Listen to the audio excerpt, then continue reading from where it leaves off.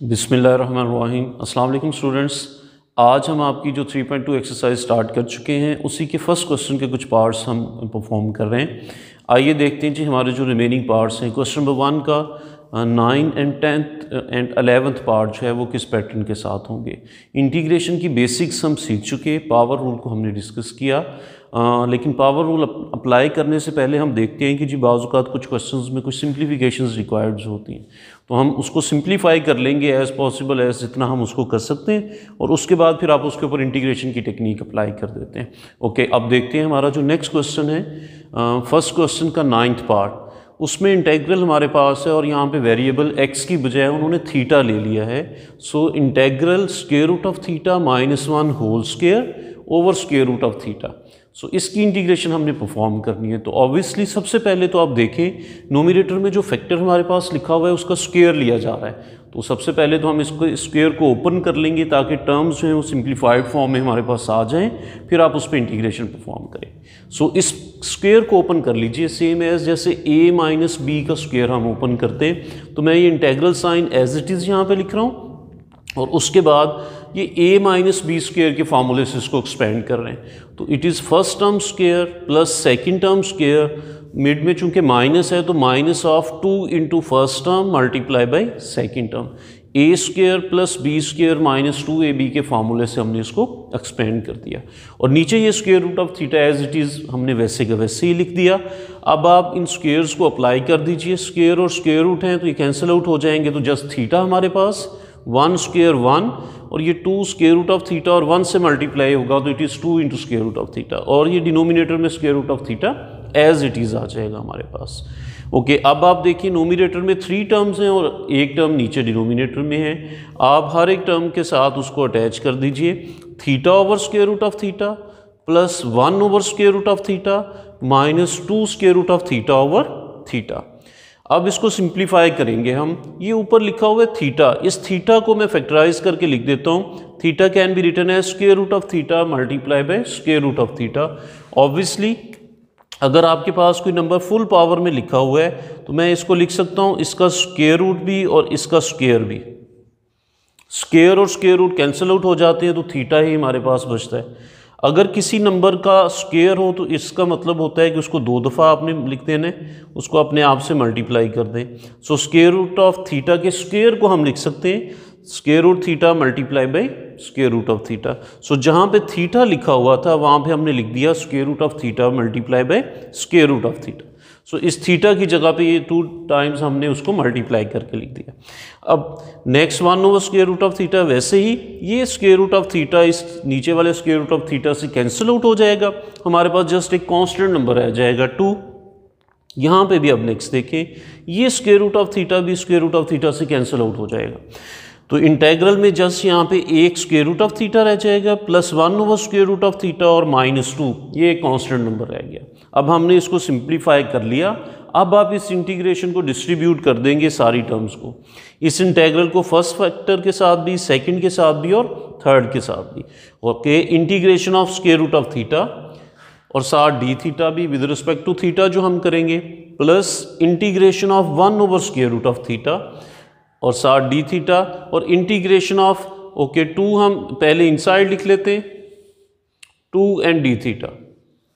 हमने इस constant number को भी इंटीग्रेशन का साइन दे दिया और बाकी सारे फैक्टर्स को भी हमने दे दिया। ओके, पावर में इसको लिख लें, स्क्वायर रूट मीन्स 1 ओवर 2 होता है, तो स्क्वायर रूट ऑफ थीटा की जगह पे मैं थीटा रेज़ पावर 1 ओवर 2 लिख देता हूँ। ये 1 over square root of theta है, नीचे पावर 1 ओवर 2 है। जब इस नीचे वाली पावर 1 ओवर 2 को आप ऊपर लेके जाएंगे तो ऊपर जाके वो माइनस की पावर 1 ओवर 2 हो जाएगी। नीचे पॉजिटिव स्क्वायर रूट है, ऊपर जाके पावर हमारे पास नेगेटिव हो जाएगी। सो इस वजह से मैंने इसको -1 ओवर 2 लिख दिया थीटा रेज़ पावर 2। कांस्टेंट है तो इंटीग्रेशन से हम इंटेग्रल से बाहर इसको लिख देते हैं, इंटीग्रेशन जस्ट हमारे पास रहेगी डी थीटा की। अब पावर रूल अप्लाई कर दें, थीटा की पावर 1 ओवर 2 है, इसकी पावर में 1 ऐड करें और ये जो न्यू पावर बनती है उसी से हमने नीचे डिवाइड कर देना है। यहाँ पे भी -1 ओवर 2 थी पावर, उसमें 1 को ऐड करें और उसी पावर से हम नीचे डिवाइड कर देंगे। नेक्स्ट -2 और डी थीटा की या जस्ट 1 की इंटीग्रेशन हमारे पास वही वेरिएबल आ जाता है जिसके रिस्पेक्ट से हम इंटीग्रेशन परफॉर्म कर रहे हैं। प्रीवियस क्वेश्चंस में वो x था और यहाँ पे वो वेरिएबल चूंकि थीटा हमारे पास आ रहा है तो डी थीटा का इंटेग्रल हमारे पास हो जाएगा जस्ट थीटा।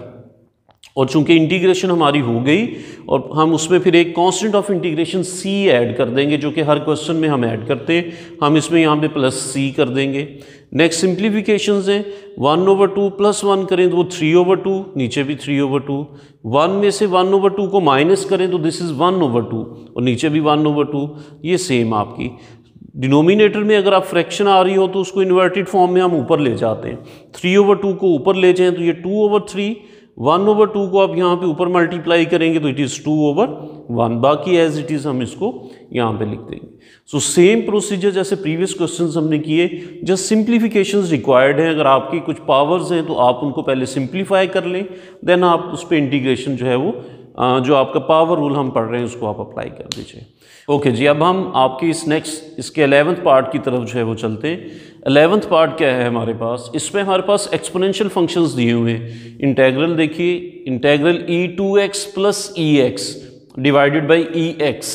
अब यहाँ पे एक्सपोनेंशियल फंक्शंस को कैसे हम डील करेंगे, सबसे पहले तो हम इसको सिंप्लीफाइड फॉर्म में लिख लेते हैं। सिंप्लीफिकेशन करने के बाद फिर हम उसकी इंटीग्रेशन की तरफ जो है वो आते हैं।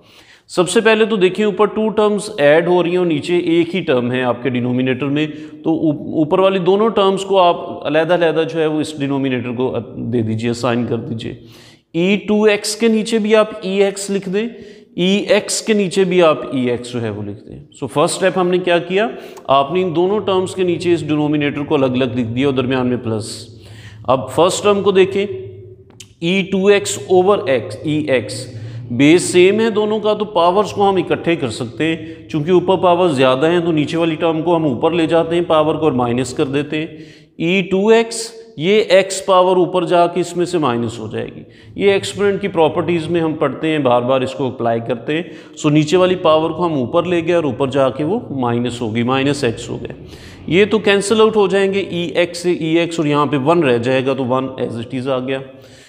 इंटेग्रल को अब यहाँ पे देखें, e2x - x, 2x में से एक x माइनस करेंगे तो e की पावर x, ये +1 वैसे ही।